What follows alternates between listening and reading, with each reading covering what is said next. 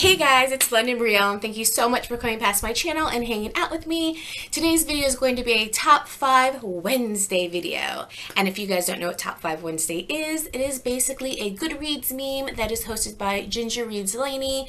And basically throughout the year, she picks topics and then you have to pick your coordinating top 5 with those topics. And you can either record them, such as I'm doing for you, or you can post them to her Goodreads group. So I will leave all her information in the information box below in case you guys want to participate in next week's Top 5 Wednesday. So this week's Top 5 Wednesday is your top 5 most anticipated reads. That means what books are you anticipating that have not come out yet, that are going to come out from tomorrow on to the end of the year? What would you pre-order? What just can't you wait to get your hands on? So I'm going to start with my top 5. My number 5 pick is The Unquiet. And The Unquiet, from what I read, is a book about 2 parallel Earths. And I don't know if they're at war with each other, but whatever it is the Unquiet that made this parallel Earth are kind of like dominating us here on our regular Earth. And clearly shenanigans goes down and us regular humans say we're not having it anymore, and the Unquiets basically say you take that, you humans, we made these 2 parallel Earths and you do what we say. But it sounded interesting, even though I'm probably not conveying it very well, but you definitely should check it out on Goodreads. And let me see when it comes out. That comes out in September. So that is my number 5 pick. My next pick, number 4, is The Revolution of Ivy. And this is book 2 in the series, saga, trilogy, who knows, in the Book of Ivy trilogy, saga, whatever it is going to be. I really did enjoy the Book of Ivy. It was very reminiscent of a lot of other YA books out there, in particular like Delirium by Lauren Oliver, but nonetheless I still did enjoy it, and I would like to see where the book is going to go from here. So I can't wait for that to come out, and that comes out in November 2015. My number 3 pick is Ice Like Fire, and this comes out in October of 2015, and this is the second book in the Fire Like Snow trilogy, or Snow Like Ashes trilogy, excuse me. And I really did enjoy that book. It was kind of slow. I don't know. It was very predictable. Probably 25% into the book, it was like, okay, I get it.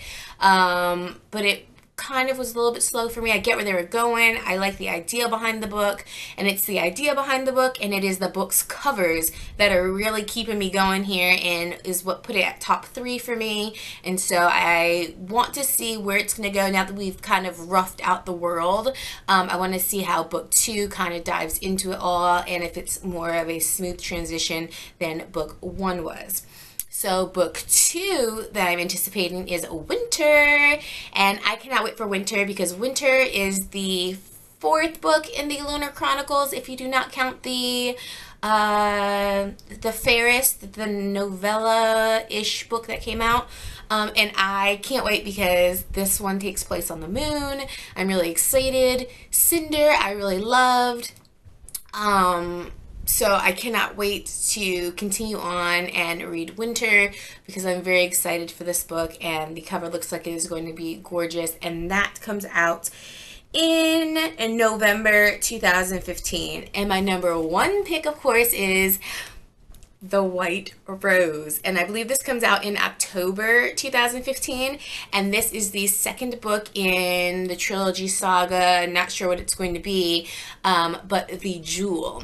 And everybody's been hating on my book, The Jewel. The Jewel is so good by Amy Ewing. I really loved it. Now, I get that perhaps the description of the world was a little rough, and perhaps it seemed a little gimmicky and generic to a lot of people, but that's not really what I looked at when I looked at the book. I looked at the concept of the book, and it was just so good to think about, like, basically people being enslaved. Like, some people are voluntold to join this program to birth rich people's children, and you know, some people really want to volunteer and hope they get voluntold, you know, they have this special ability to have children for these rich people. And I thought it was just interesting how they were basically then owned as slaves, and how some people thought this was the best thing ever, and then it turned out not to be the best thing ever, and how their minds changed when for so long they thought one way. And I don't know, I just equated it to like actual slavery times, and kind of the mindset of, are you going from a slave to basically an indentured servant? We just need you to serve your purpose. We'll give you this lap of luxury, and then off you go afterwards.